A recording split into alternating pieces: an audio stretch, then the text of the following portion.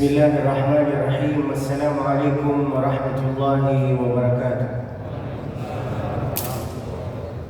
Dari bunyi sambutan salamannya kelihatan lapar. Saking laparnya nggak bisa jawab salaman saya. Boleh diulangi lagi? Assalamualaikum warahmatullahi wabarakatuh. Nah, ini baru dapat bahwa agak kenyang sedikit. Alhamdulillahilladzi bi ni'matihi tatimmu shalihat. Wassalatu wassalamu ala sayyidis sadat ahli al-fadail wal karamat. Kalam bermula dengan bismillah, dilanjutkan dengan alhamdulillah. Salawat dan salam kepada Rasulullah, maka nikmat Allah semua sempurnalah sudah. Hadratul mukarramin, hadratul muhtaramin, para yang dimuliakan oleh Allah Subhanahu wa taala. Abah Hilmi, lalu kemudian takmir masjid, lalu kemudian muadzin-muadzin kita, lalu kemudian imam-imam kita, lalu kemudian ustaz-ustaz, asatidzah, ustazah-ustazah yang ada di sini, kepala desa, kepala kantor, kepala kelas yang berkepala ataupun enggak berkepala. Mudah-mudahan semua insya-Allah diangkat derajatnya oleh Allah Subhanahu wa taala. Saya doakan ini kalian semua, mudah-mudahan semua yang ada di sini insya-Allah bisa nyusul ke tanah suci Makkah bersama beserta keluarganya, umrah dengan haji. Allahumma amin. Saya buka acara ini dengan pantun, boleh? Tapi kalian itu harus balas. Bisa? Ketika saya buka dengan pantun, kalian berkata cakep, itu yang pertama. Nanti di ujungnya berkata siap. Boleh kita kerjasama? Ada lampu, ada lilin. Cakep. Jangan kayak gitulah. Itu kalian itu ngantuk sekali. Kalau jamaah ngantuk, saya ikut ngantuk. Mari kita tidur bersama. Bismillahirrahmanirrahim. Jangan. Nanti tertidur ini. Kita belum mulai acara ini. La ilaha illallah. Harus bersuara, satu bersuara. Ada lampu, ada lilin. Cakep.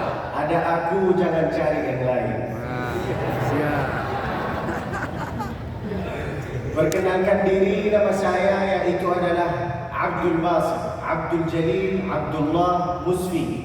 Nama yang paling baik, nama yang paling mulia, nama yang paling disukai oleh Allah Subhanahu wa taala, yaitu adalah nama-nama Allah Subhanahu wa taala. Di antara nama-nama Allah Subhanahu wa taala yaitu adalah 99 nama Allah Subhanahu wa taala.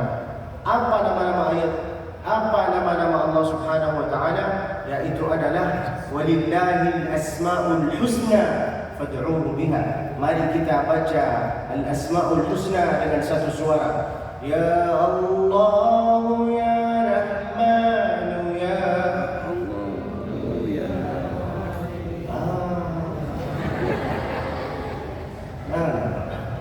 Ulang lagi. Ya Allah ya Rahman ya Rahim ya Malik ya Quddus ya Salam ya Mu'min ya Muhaimin.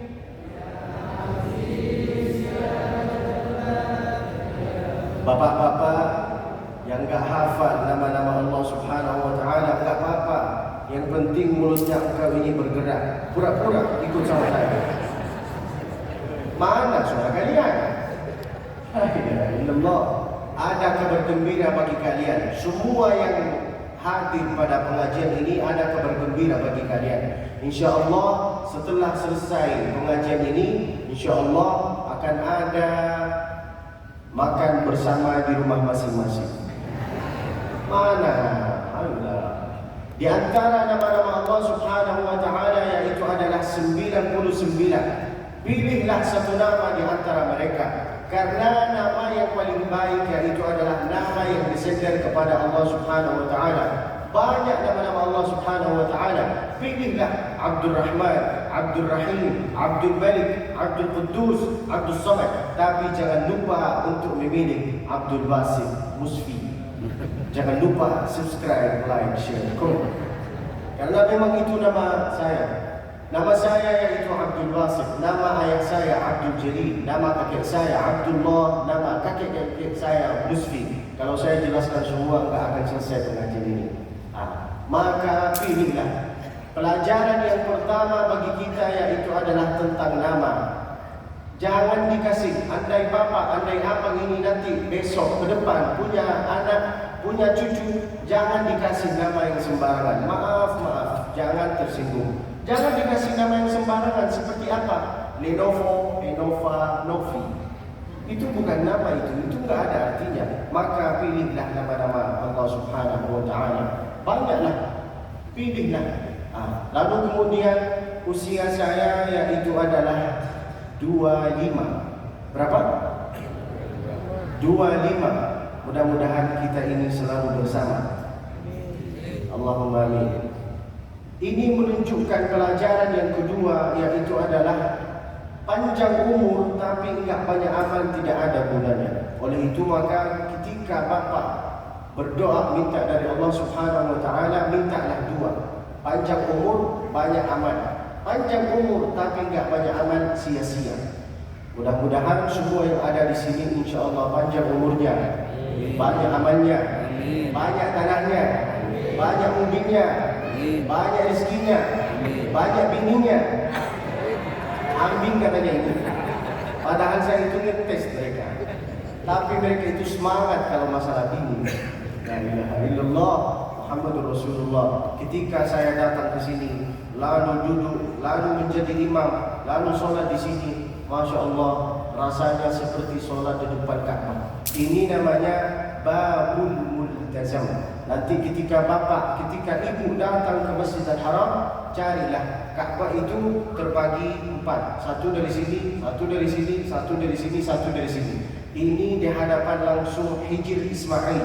Ketika bapak duduk di sini, di hadapan pintu babul multazam, lalu engkau ini berdoa, pasti doa engkau ini akan diterima oleh Allah Subhanahu wa taala.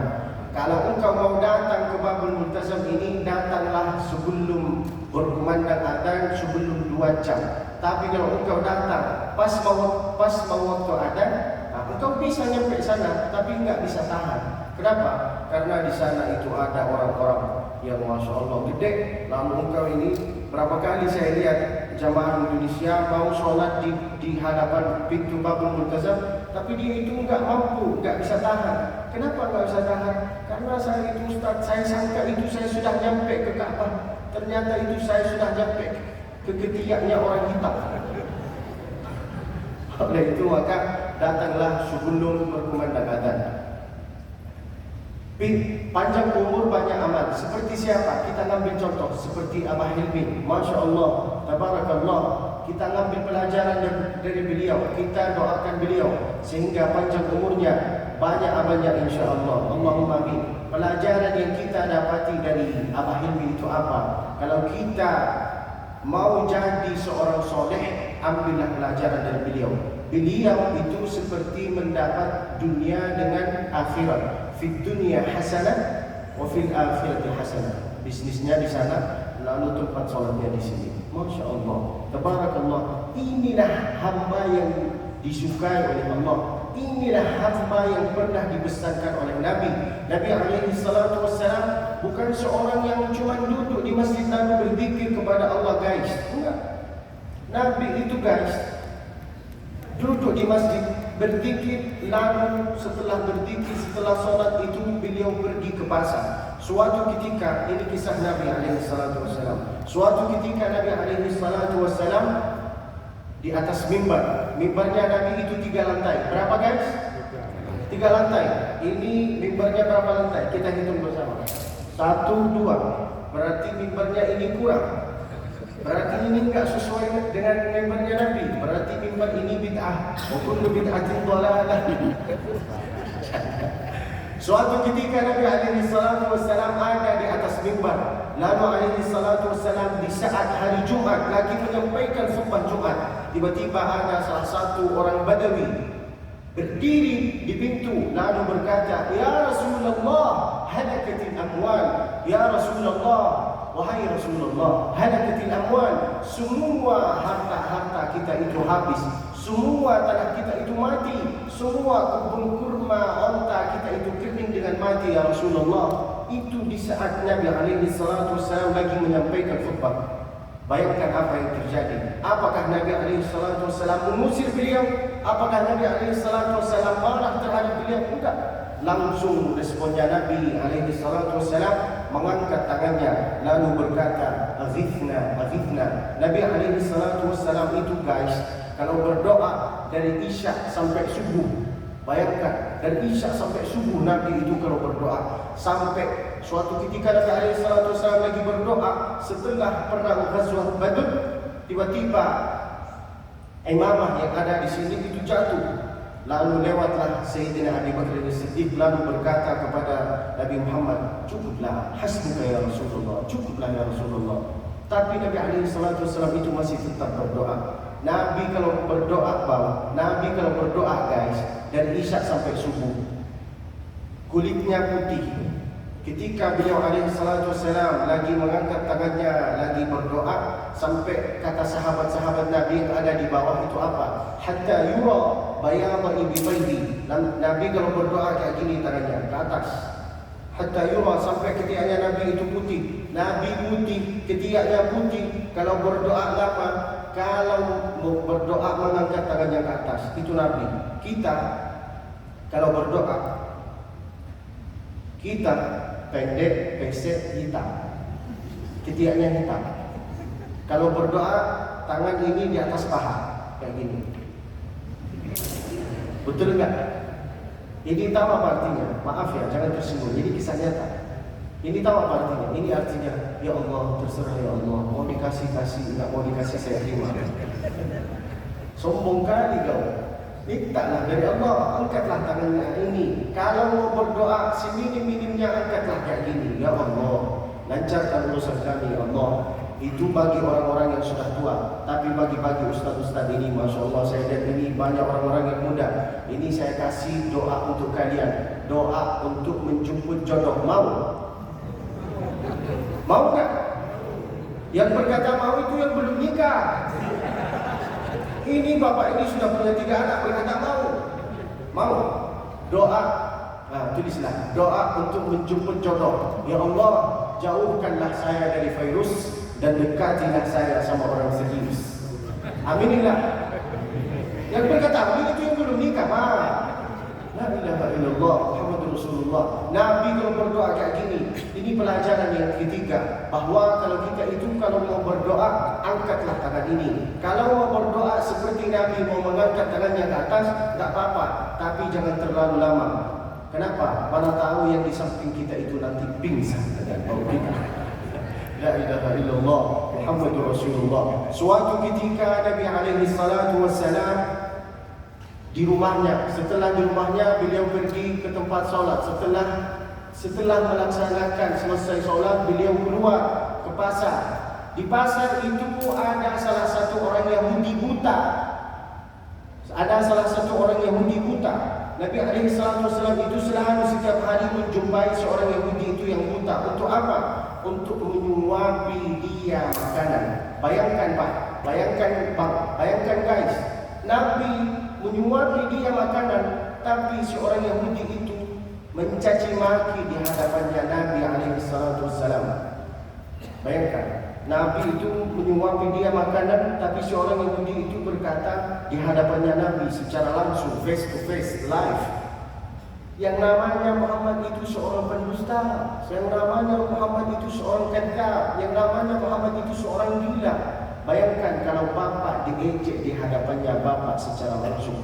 Apakah bapak akan menyuapi kawannya atau istrinya dengan cara yang lembut seperti Nabi?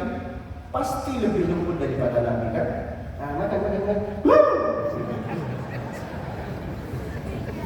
Nabi itu diejek di hadapannya secara langsung. Tapi Nabi SAW itu menyuapi dia makanan secara lembut. Makan. Sampai Nabi SAW meninggal. Di saat Nabi SAW itu meninggal, datanglah Abi Bakar As-Siddiq radhiyallahu anhu.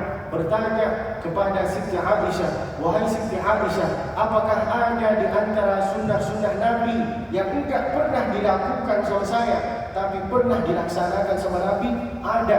Apa sunnah itu? Apa amalan itu? Yaitu adalah, pergilah engkau ke pasar. Di sana ada seorang Yahudi buta. Nabi SAW itu selalu menyuapi dia makanan. Amalan ini belum dilakukan sama siapapun. Pergilah engkau. Datanglah Abu Bakar As-Siddiq ke pasar yang tersebut, lalu menjumpai seorang Yahudi yang buta di pasar Madinah. Lalu menyuapi seorang Yahudi itu yang buta makanan. Ketika disuapi makanan yang tersebut, apa kata seorang Yahudi? Padahal seorang Yahudi itu enggak tahu. Yang datang, yang sering datang dulu yaitu adalah Nabi. Enggak tahu dia. Enggak tahu. Tapi ketika Abu Bakar As-Siddiq menyuapi dia makanan, apa kata seorang Yahudi? "Kamu ini siapa? Kok bisa dia bertanya kayak gitu? Man anta? Siapa engkau?" Kok bisa dia bertanya kayak gitu? Karena cara menyuapi makanan itu beda dengan Nabi SAW. Ini pelajaran bagi kita, Pak. Bapak-bapak, abang-abang, guys, ibu-ibu, kakak-kakak. Kalau diejek di sosial media, di Instagram, kilogram, atau komentarnya itu kurang bagus sama netizen, maka engkau ini janganlah peduli dengan itu. Kalau ada di antara kita itu yang mengasih kepada kita, don't like, tak apa-apa, cubalah itu. Itu ejekan yang sederhana. Nabi itu pernah dilempar di kota At-Taif sama penduduk ahli Taif, sama pun Nabi itu pergi ke kota At-Taif untuk mengajak orang-orang yang ada di Taif. Apa artinya dakwah? Artinya dakwah dia itu adalah mengajak, bukan mengejek, merangkul, bukan memukul. Itulah artinya dakwah. Dakwah itu enggak harus jadi ustaz, enggak harus jadi kiai, enggak harus jadi syekh, enggak. Dakwah itu sederhana. Ajaklah kawannya, ayolah sholat, ayolah ngaji, ayolah kita berkumpul, ayolah kita berkawan sama orang soleh, ayolah. Itu yang namanya dakwah.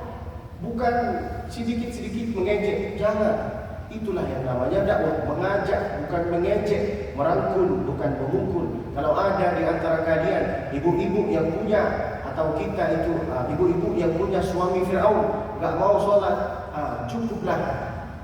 cukuplah dikasih pendengaran lagu. Saya ini tahu di antara sifat laki-laki ibu, kita ini sebagai laki-laki enggak suka mendengar ceramah. Betul enggak, Pak? Betul kan? Betul kan? Kita ini enggak suka mendengar ceramah. Kita, kalau ada di antara kita, kawan kita, bapak kita, siapapun lah, kalau enggak mau sholat berjamaah, cukuplah dikasih pendengaran lagu. Kenapa? Karena bukan semua orang itu yang bisa dapat hidayah dari ceramah.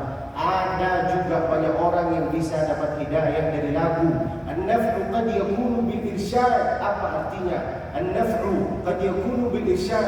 Ada beberapa orang, bukan semua orang yang bisa dapat hidayah dari ceramah irsyad. An-naf'u qad yakunu bil irsyad wa qad yakunu bil insyad. Ada juga banyak orang yang bisa dapat hidayah dari lagu. Kalau ada di antara kita orang yang malas sholat, enggak mau sholat berjamaah, enggak mau sholat sama sekali, cukuplah dikasih pendengaran lagu. Apa lagunya? Yaitu adalah walaupun hidup sintun bila tak sembah yo. Sambil ibu masak, nasihatilah si bapak itu. Tak apa-apa, bapak-bapak kita ini tak suka mendengar ceramah. Oleh itu maka gunakanlah lidah ini untuk menyampaikan apa yang dikatakan oleh Allah Subhanahu wa taala.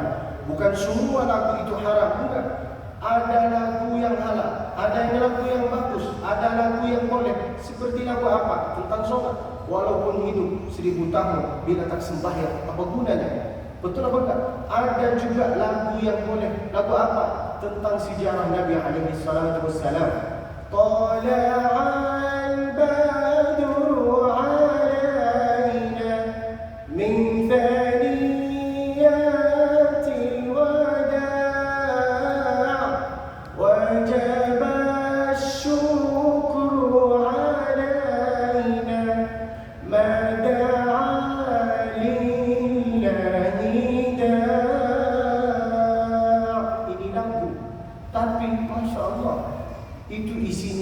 pujian. Ada lagu juga tentang kematian. Apa? Yaitu adalah orang kaya mati, orang miskin.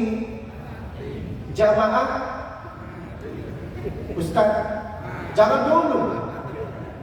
Kalau Ustaz yang mati, siapa yang menyampaikan ceramah ini? La ilaha illallah. Nanti setelah selesai ceramah ini, insyaAllah saya minta satu dari kalian, satu permintaan. Nantilah saya minta insyaAllah. Lalu kemudian pengajian kita yaitu adalah hari ini tentang Al-Quran. Ini dengarinlah baik-baik, bapak-bapak, abang-abang, kakak-kakak, ibu-ibu, semua yang ada di sini. Kalaulah bukan Al-Quran, demi Allah, kalaulah bukan Al-Quran, saya ini enggak mungkin bisa nyampe ke sini. Saya ini enggak punya jabatan, Pak, enggak punya nama saya, Pak, enggak punya banyak rezeki saya, Pak, enggak punya mobil saya, Pak, enggak punya motor saya, Pak, enggak punya apa-apa saya di sini, Pak. Saya di sini baru 1 tahun. Walaupun saya itu asli orang Indonesia tapi lahiran Mekah. Walaupun saya itu lahir di Mekah tapi ada yang lebih lama daripada saya. Itu siapa? Onta. Siapa? Onta. Pelajaran yang kita dapati dari onta itu apa? Seapapun gelarnya bapak, seapapun kehebatannya engkau, seapapun namanya engkau, jangan sampai engkau ini sombong. Mukmin sejati adalah mukmin yang mampu berkata saat dia kaya raya. Dia itu berkata apa? La haula wa la quwwata illa billahil aliyyil azim. Saat dia dikuasai oleh Allah, dia itu berkata apa? Itu amanah dari Allah, itu titipan dari Allah. Saat dia dipuji sama masyarakat, engkau ini ustaz, engkau ini kiai, engkau ini syekh, engkau ini, dia itu berkata apa? Hadza min fadli rabbi. Itulah karunia Allah Subhanahu wa taala. Liyabluwani ashkur am akfur. Apakah saya itu bersyukur, apakah saya itu berkufur? Jangan sampai engkau ini menjadi seperti Qarun. Ada dulu salah satu orang bernama Qarun. Qarun ini salah satu orang yang kaya raya. Masya Allah, tabarakallah. Di masa lalu itu ketika beliau ditanya, kok bisa engkau ini jadi seorang yang kaya raya? Beliau itu berkata apa? Qala innama utituhu ala ilmin indi. Karena kecerdasan saya, karena kepikiran saya, karena bisnis saya, maka saya itu bisa kaya raya. Ketika beliau berkata kayak gini, qala innama utituhu ala ilmin indi, maka diletakkan oleh Allah Subhanahu wa taala. Pelajaran yang kita dapati dari ini, bahwa ketika engkau dipuji, ketika engkau ini dikasih, ketika engkau diangkat, maka berkatalah hadza min fadli rabbi. Itulah karunia Allah Subhanahu wa taala. Lalu kemudian minta tolong dari takmir masjid, minta tolong dari semua yang hadirin yang ada di sini untuk ke depan jangan manggil saya ustaz, jangan manggil saya syekh, jangan manggil saya kiai, karena saya itu bukan 3 orang ini.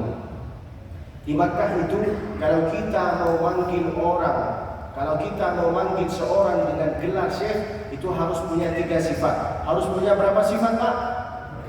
3 sifat baru kita itu manggil dia syekh. Seperti siapa? Yang layak dipanggil syekh yaitu adalah itu harus punya 3 sifat dulu. Di antaranya yaitu adalah syekhul ilm, yang punya ilmu, yang banyak ilmu. Seperti siapa? Seperti, ini bukan pujian, seperti Abah Hilmi, Masya Allah. Beliau punya ilmu tentang ekonomi, tentang dunia akhirat, Masya Allah. Lalu tentang seperti ustaz-ustaz, seperti muadzin-muadzin, seperti imam-imam yang ada di sini.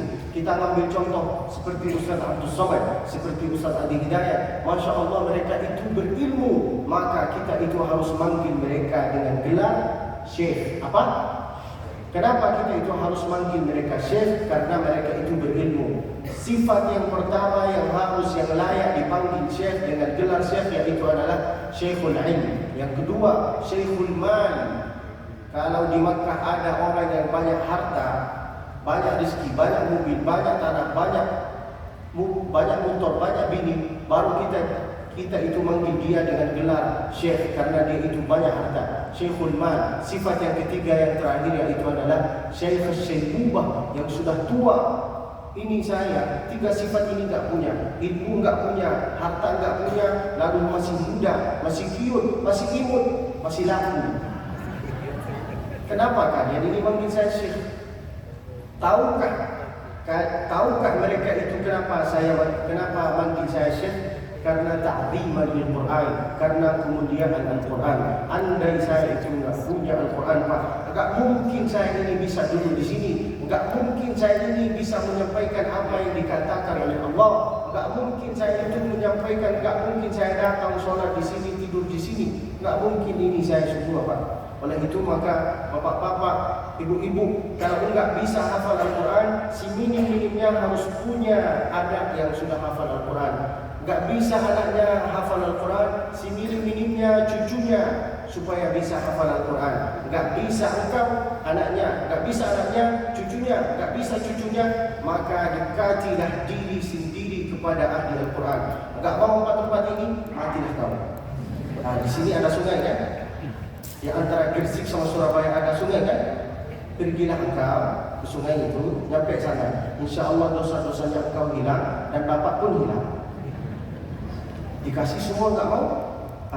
Oleh itu maka dekatilah diri sendiri kepada ahli Al-Quran. Orang tua saya itu bukan ustaz, bukan hafizah, bukan ustazah, bukan hafizah, tapi orang tua saya itu punya balas dendam kepada diri sendirinya. Apa kata ibu saya? Walaupun saya itu enggak bisa hafal Al-Quran, pasti, mesti anak-anak saya itu bisa hafal Al-Quran. Masya Allah, ini bukan pujian, bukan riak, bukan sum'ah. Ini saya mau kasih kepada kalian motivasi supaya kalian itu bisa mempunyai anak-anak yang bisa hafal Al-Quran. Demi Allah Pak, kita ambil contoh, satu contoh aja. Ustaz Abdul Samad. Ustaz Abdul Samad yang mengejar dunia, apakah dunia yang mengejar beliau? Saya tanya, ayo balik, ayo kalian jawab. Ustaz Abdul Samad yang kejar dunia, apakah dunia yang kejar Abdul Samad, apakah Abdul Samad yang kejar dunia? Jawab. Dunia kejar. Dunia yang kejar Ustaz Abdul Samad. Betul apa enggak? Betul. Kok bisa? Karena berilmu. Kok bisa? Karena Al-Quran. Oleh itu maka bapak-bapak harus punya anak-anak sehingga bisa hafal Al-Quran. Lalu kemudian ada 5 cara untuk kita itu bisa hafal Al-Quran. Berapa Pak? Berapa Pak? 5. Satu sekali. Masya Allah, rasa solat di sini seperti rasa solat di Al-Madinah Al-Munawwarah. Mudah-mudahan semua yang hadir di sini insya Allah bisa datang, bisa nyusul kepada kota Al-Madinah Al-Munawwarah. Insya Allah bisa meninggal di Madinah juga.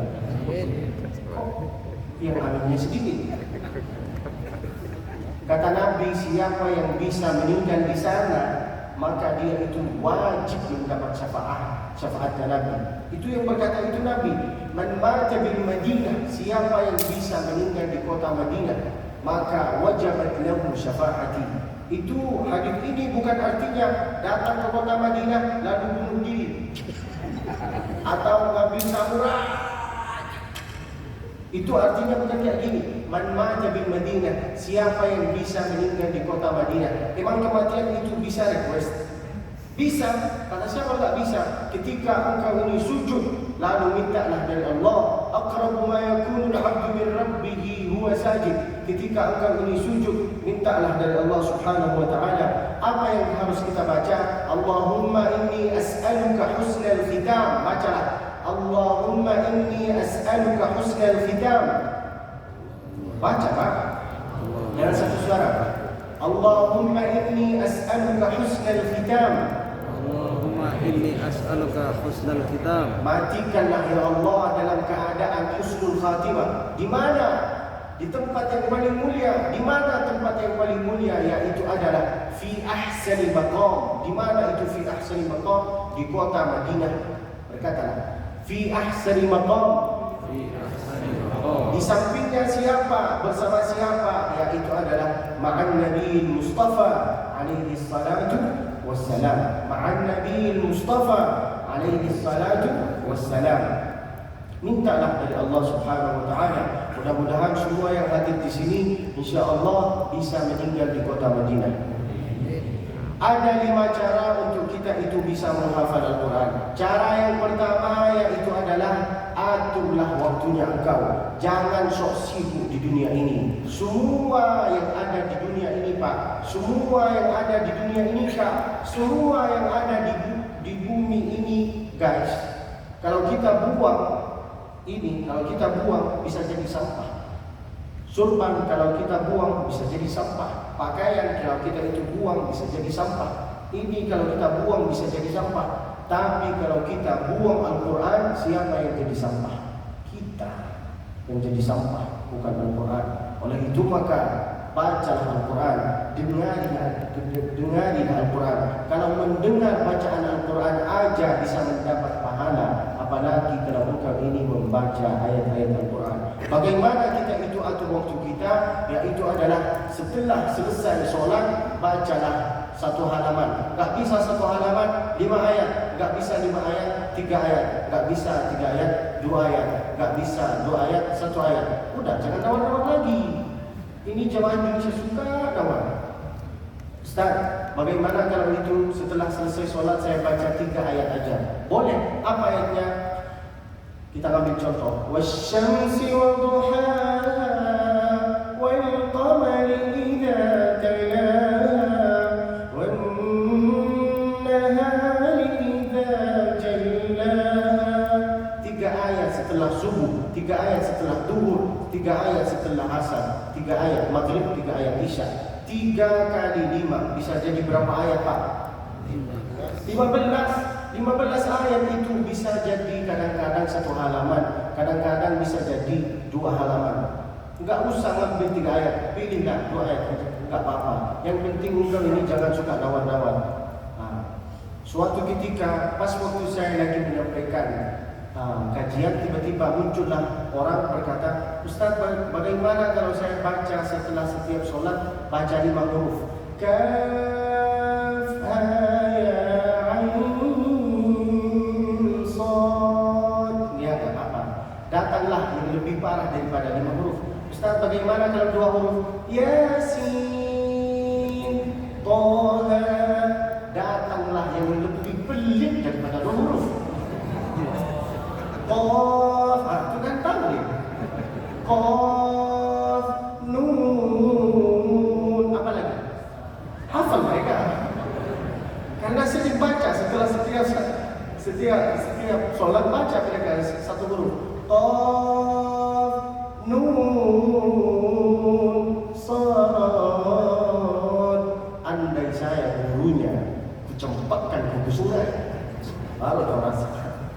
Ini bukan pujian, ini bukan riya, bukan sum'ah. Alhamdulillah, saya ini guru ngaji di Masjidil Haram. InsyaAllah nanti semua kalau datang ke Masjidil Haram, naiklah ke lantai 2 di pintu Babul Malik Fahad. Di sana ada tempat halaqah untuk anak-anak yang bisa hafal Al-Quran.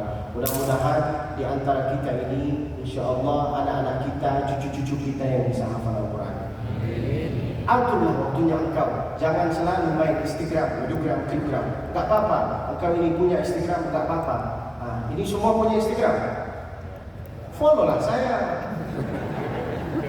Nama saya Abdul Basit Musfi. Nama saya Abdul Basit _Musfi. Follow ya. Kalau enggak di follow enggak apa-apa. Tapi jangan di blok. Lalu kemudian insyaAllah nanti setelah selesai pengajian ini, bapak-bapak, ibu-ibu baliklah ke rumahnya, lalu tulis di share di YouTube Abdul Basit Musfi. Kalau nampak, Alhamdulillah. Kalau enggak nampak, berarti paket internet bapak ini sudah habis. Lalu jangan lupa subscribe, like, share, komen. Mak, enggak apa-apa engkau ini main Instagram, Telegram, enggak apa-apa. Yang penting aturlah waktunya engkau.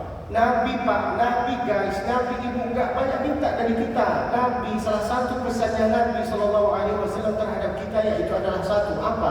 Sa'ah. Ada saatnya engkau ini ngaji, ada saatnya engkau ini main Instagram, Telegram, ada saatnya engkau ini jalan-jalan, ada saatnya engkau ini ngajar, ada saatnya engkau ini bisnis. Semua itu ada saatnya.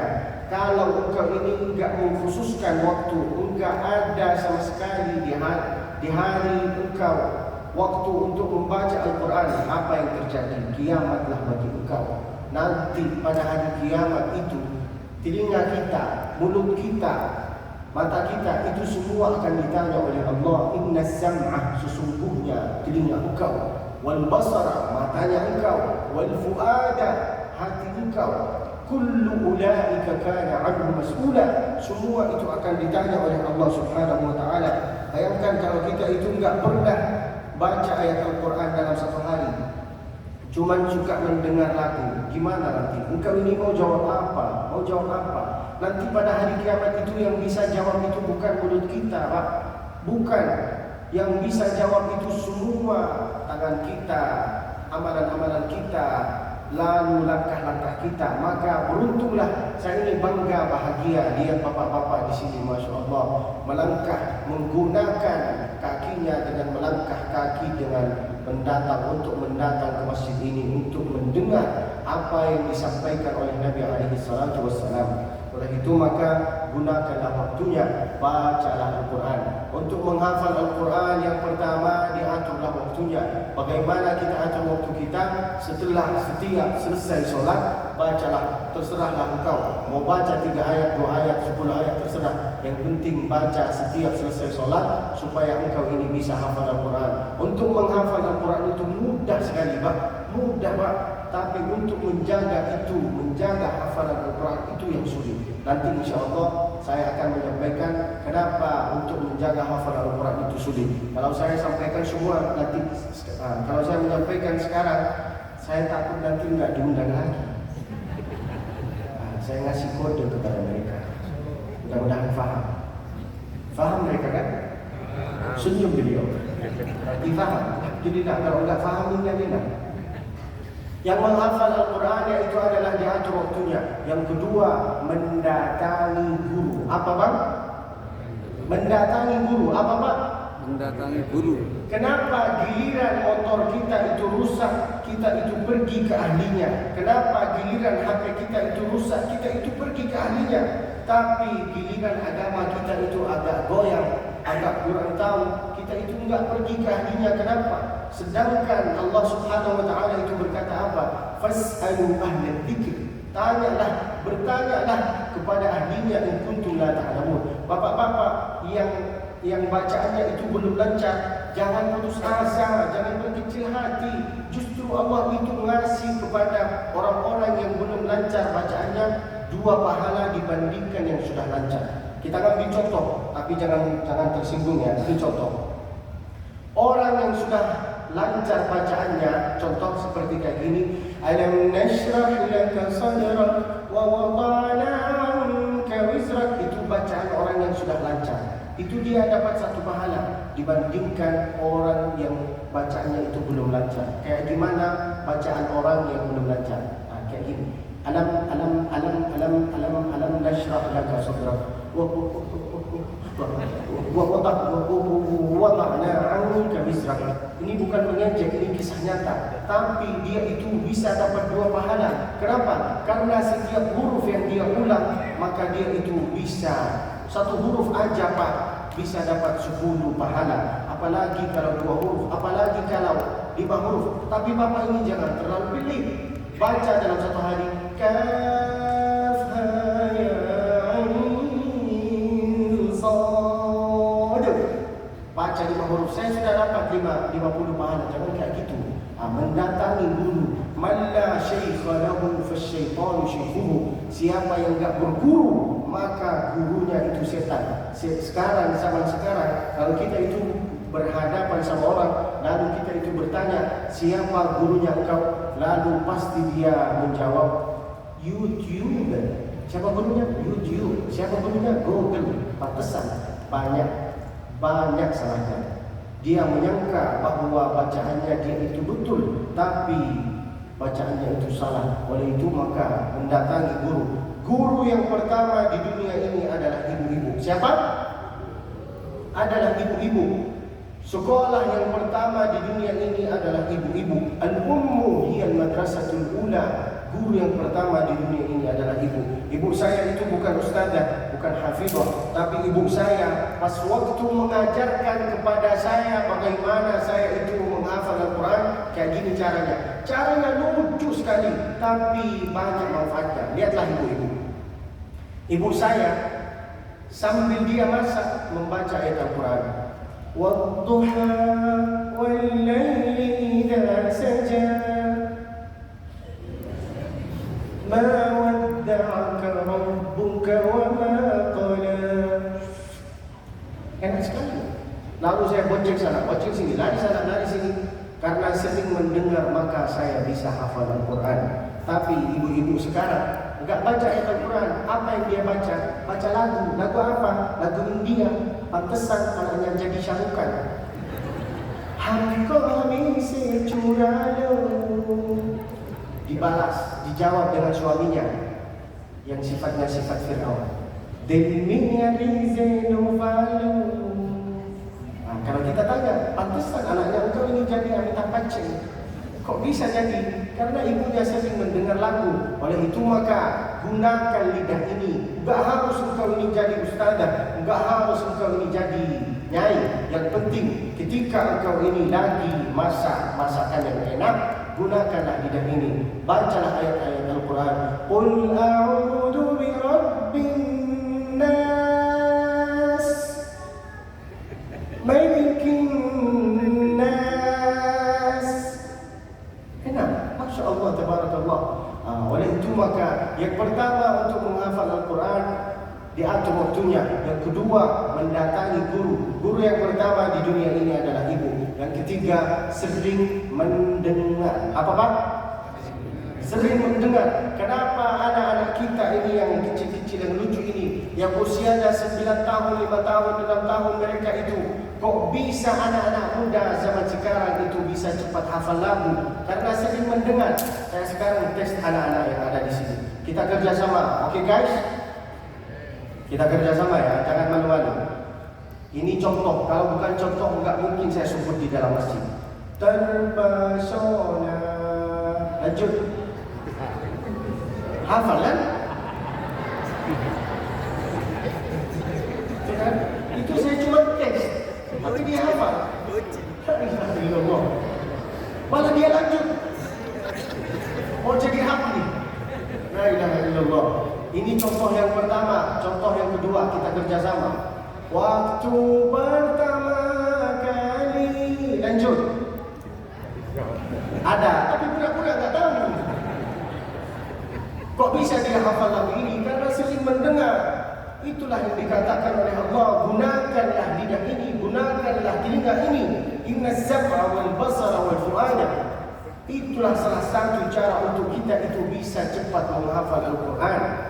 Nah, contoh yang ketiga yang terakhir yaitu adalah harusnya aku yang di sana. Lanjut. Enggak mau, saya tahu banyak yang hafal. Siapa yang hafal lagu ini maka saya itu akan kasih dia hadiah. Ayo lanjut. Harusnya aku yang di sana. Lanjut. Demi Allah akan dikasih hadiah. Apa hadiahnya? Masker. La ilaha illallah. Sering mendengar. Coba bapak-bapak ini, abang-abang ini, ibu-ibu ini, kalau sering mendengar bacaan Abdul Basit Musfi, jangan lupa subscribe, like, share, komen. Dengarilah. Buka di sana bacaan Al-Kahf Abdul Basit Musfi. Alhamdulillahilladzi anzala ala 'abdihi kitab wa lam yaj'al lahu 'iwaja. Bayangkan kalau bapak, kalau ibu punya menantu kayak gini. Bayangkan gimana rasanya? Apakah ada di antara kalian ini yang ingin punya menantu kayak gini? Ada enggak? Saya siap. Di sini banyak anak-anak muda ini yang bisa hafal Al-Quran. Ibu-ibu, bapak-bapak yang kaya raya, jangan kalau engkau ini mau memilih menantu, jangan lihat mobilnya, jangan lihat motornya, dia naik apa dulu. Jangan-jangan karena dia naik Land Cruiser baru engkau diterima. Itulah yang saya kemarin istikharah. Mana tahu mobil itu kredit Pak. Saya aja datang ke sini naik Grab, nggak punya apa-apa, tapi saya yakin dan percaya banyak orang yang ingin memilih saya. Pede sekali. Suatu ketika saya didatangi 2 truk Pak. Bayangkan Pak, didatangi 2 truk, isinya semua perempuan, tapi saya tolak semua. Tahu kenapa saya tolak? Karena isinya nenek-nenek. Maka saya itu tolak. Mudah-mudahan panjang umurnya, banyak amalnya insya-Allah. Oleh itu maka untuk menghafal Al-Quran yang itu adalah diatur waktunya. Yang kedua mendatangi guru. Yang ketiga sering mendengar. Yang keempat yaitu adalah berbakti kepada orang tua. Banyak harta, banyak mobil, banyak ilmu, tapi engkau ini enggak berbakti kepada orang tua, sia-sia. Tidak ada gunanya engkau ini. Semua Pak, saya sekarang alhamdulillah, ini bukan pujian, bukan riak. Saya sekarang S2, tapi masih tetap saya sebagai anak kecil di mata orang tua saya. Sampai sekarang saya itu dimarahin sama orang tua saya, sampai sekarang. Oleh itu maka abang-abang yang banyak ilmu, yang banyak harta, kalau bisa senangilah dua orang tuanya engkau. Jangan sampai menyusahi dua orang tuanya engkau. Ada 3 cara untuk kita itu menghadapi orang tua. Berapa? 3 cara untuk menghadapi orang tua. Yang pertama, diam. Yang kedua, diam. Yang ketiga, diam. Jangan lawan. Demi Allah, kalau engkau lawan akan menyesal nanti. Sekarang saya di sini Pak, saya sekarang di sini musik sendirian sama koper. Tangislah bersama. Semua keluarga saya itu ada di Makkah. Saya di sini sendirian. Enggak tahu saya itu mau mengadu kepada siapa. Enggak tahu saya itu mau minta saran dari siapa. Baru saya terasa kenikmatan orang tua, baru saya terasa kenikmatan saudara. Oleh itu maka bapak-bapak, abang-abang yang ada di sini, ini pesan saya kepada abang-abang yang seumuran seperti saya. Jangan sampai menyusahi dua orang tua. Kalau mereka itu masih sehat, maka teleponlah. Untuk berbakti kepada orang tua itu bukan cuma di saat mereka hidup. Jangan, itu salah pikiran, itu salah pemahaman. Untuk berbakti kepada orang tua bisa di saat dia hidup, bisa di saat dia meninggal. Di saat dia hidup, kita senangi dia. Apa yang dia mau makanan yang enak kasihlah, mau apa kasihlah. Di saat mereka itu sudah meninggal, kita itu bisa berbakti kepada mereka. Gimana caranya? Selalu istighfar untuk dua orang tua, selalu sedekah untuk dua orang tua, selalu umrah untuk dua orang tua. Astaghfirullah li abi, astaghfirullah li ummi, astaghfirullah li masyayikhi, astaghfirullah lil mu'minina wal mu'minat. Walaupun gelarnya engkau ini S1, S3, S apapun, S ufukat, S apapun lah, engkau ini masih tetap anak kecil di mata orang tua. Oleh itu maka berbaktilah kepada orang tua. Yang kelima, yang terakhir, yaitu adalah berusaha. Tidak ada gunanya engkau ini berkata, Ustaz, saya ini sudah niat untuk menghafal Al-Quran, tapi engkau ini tidak pernah buka Al-Quran. Dengarilah bapak-bapak, kalau engkau ini malas, ada perasaan malas, ada perasaan ngantuk, 1 kali, 2 kali, 3 kali, baru buka ayat Al-Quran, baru buka Al-Quran, muncullah perasaan malas, muncullah perasaan bosan, muncullah perasaan ngantuk. 1 kali, 3 kali itu enggak apa-apa, wajar. Tapi kalau sering ada rasa malas, sering ada rasa ngantuk, maka itulah tanda bahwa hati kita itu sudah gelap. Lahum qulubun la yafqahuna biha, wa lahum a'yunun la yubsiruna biha, wa lahum adhanun la yasma'una biha. Tidak tahu apa perbedaan antara baik dengan enggak baik. Oleh itu maka sering membaca ayat Al-Quran. Kalau engkau ingin tahu bagaimana cara untuk melembutkan hatinya engkau, maka bacalah ayat Al-Quran. Dengan ada 2 juga cara untuk melembutkan hati. Cara yang pertama, at'imil masakin, bagi-bagilah makanan. Yang kedua, wamsah ra'sal yatim. Kalau ada di antara kita anak yatim, kita usap kepalanya, bukan karena dia gundul, lalu engkau usapnya kayak gini. Wamsah ra'sal yatim, usaplah kepalanya dia sehingga hati kita itu lembut. Harus berusaha, untuk apapun harus berusaha. Bukalah ayat Al-Quran, lalu cobalah bagaimana menghafal ayat Al-Quran. 2 cerita ini, 2 sejarah ini lalu saya tutup acara ini. Apa keajaiban Al-Quran? Saya mau bertanya kepada bapak, mau bertanya kepada ibu, apa keajaiban Al-Quran? Di antara keajaiban Al-Quran yaitu adalah ketika jin, ketika setan, ketika jin hantu mendengar bacaan ayat Al-Quran, maka jin itu masuk Islam. Itu cerita dari saya enggak, itu cerita sudah ada di dalam Al-Quran. Surat apa? Qul uhiya ilayya annahu istama'a nafarun minal jinn.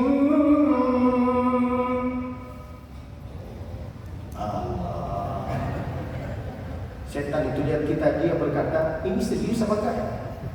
Ulang lagi, berkatalah semua Allah. Kita ulang lagi. Qul uhiya ilayya annahu istama'a nafarun minal jinn. Terpaksa ya. Faqalu inna sami'na Qur'anan 'ajaba.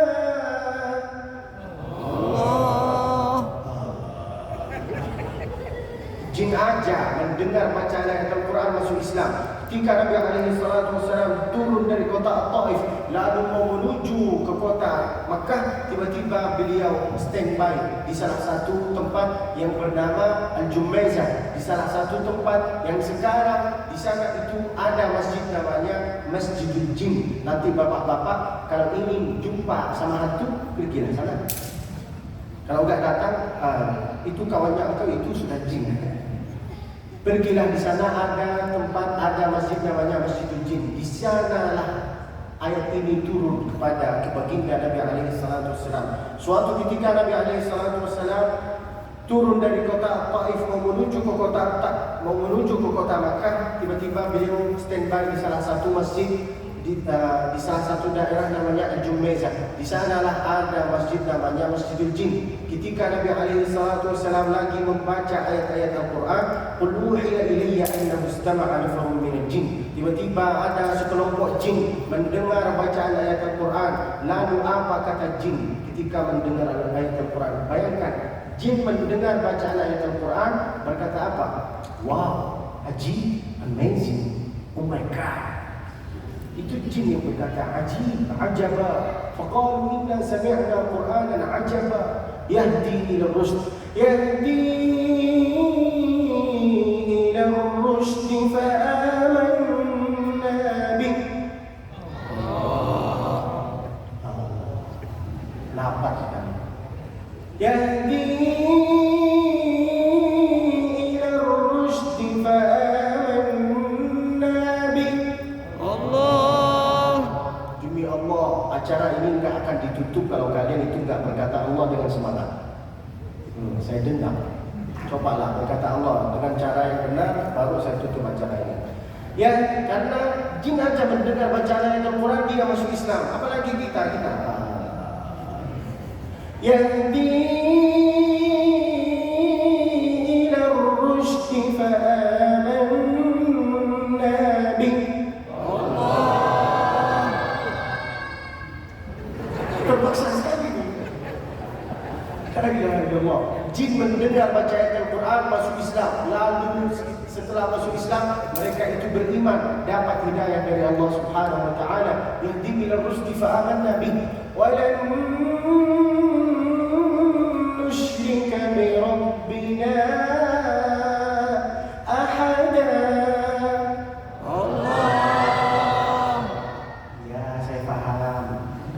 Bentar lagi saya tutup acara ini.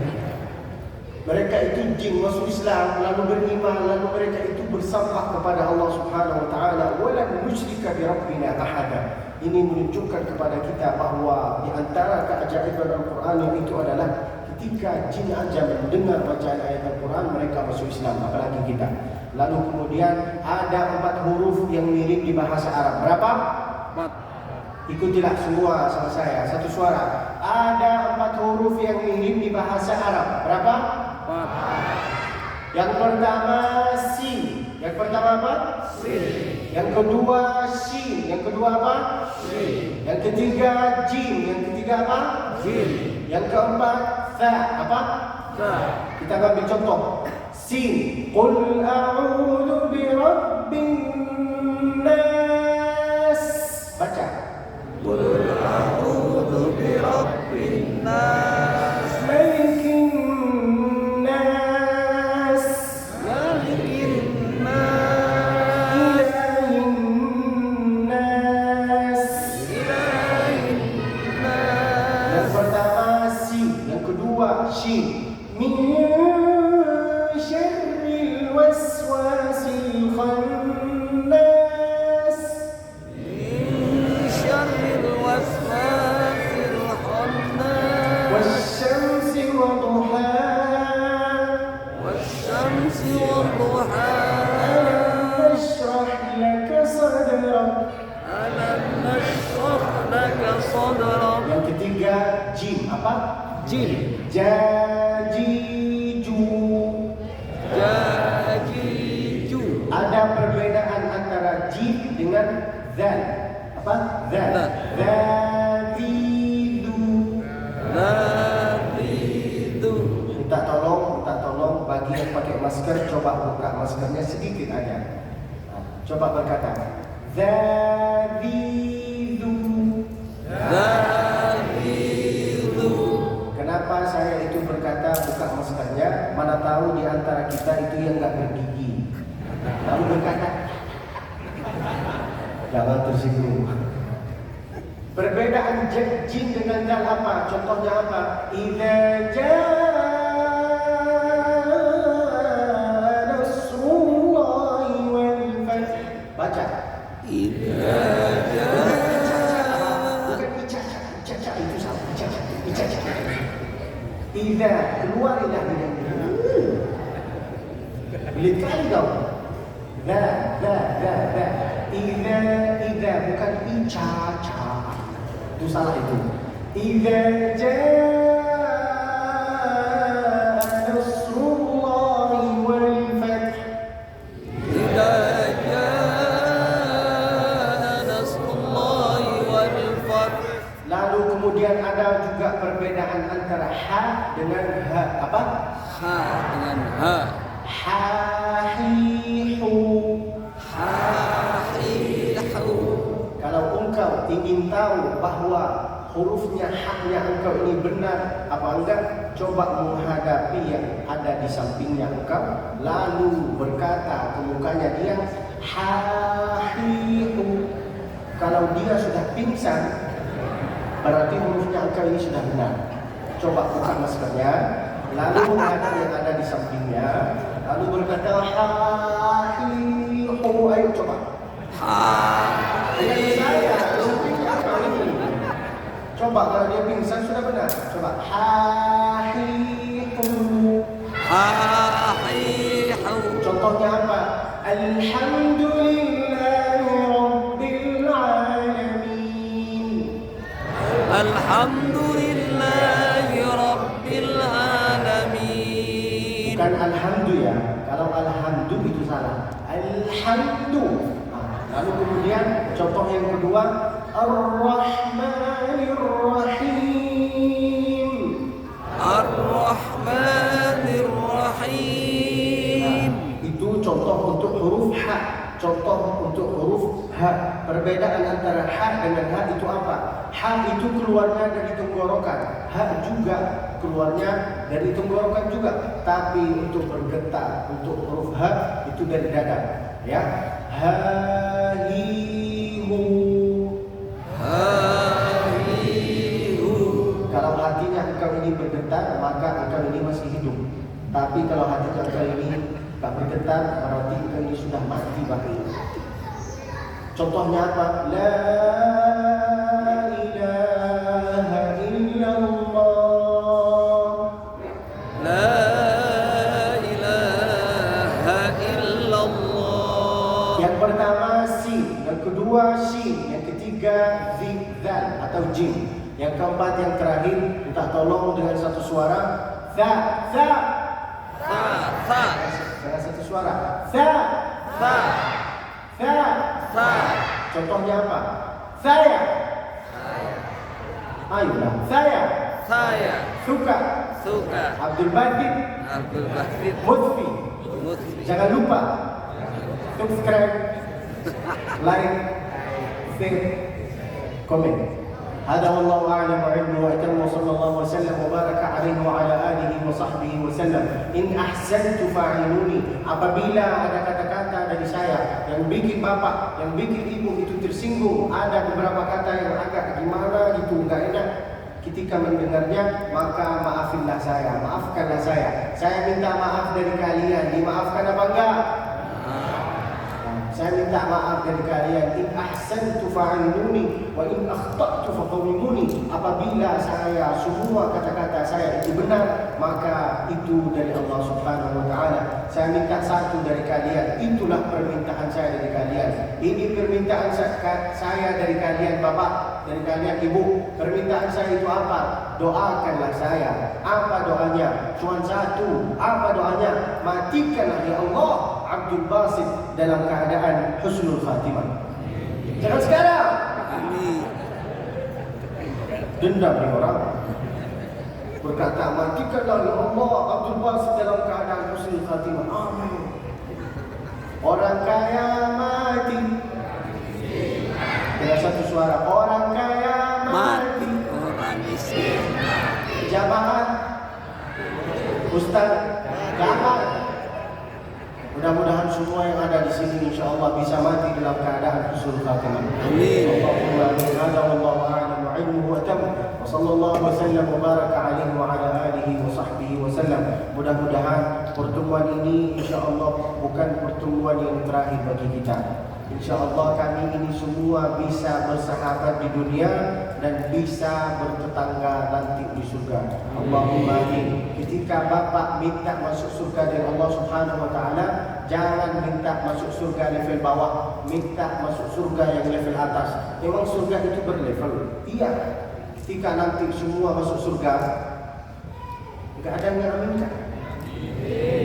Ketika engkau ini semua sudah masuk surga, tiba-tiba enggak ada saya, enggak ada Pak enggak ada takmir masjid, berarti kita itu sudah ada di ruang VVIP. Karena surga itu ada levelnya. Ketika engkau berdoa, mintalah dari Allah, nas'alukal firdaus al-a'la minal jannati, amin. Allahumma amin. Hada wallahu a'lam wa ilmuhu wa tam sallallahu wa sallam wa baraka alaihi wa ala alihi wa sahbihi wa sallam. Lalu kita tutup acara ini dengan doa. Allahumma arhamna bil Qur'an waj'alhu lana imaman wa nuran wa hudan wa rahmah. Allahumma dhakkirna minhu ma nasina wa 'allimna minhu ma jahilna warzuqna tilawatahu ana al-laili wa ajra'an nahar waj'alhu lana hujjatan ya rabbal alamin. Baik, solat kami insyaAllah bertemu di saat solat subuh berjamaah. Allahumma amin. Nah, Ustaz.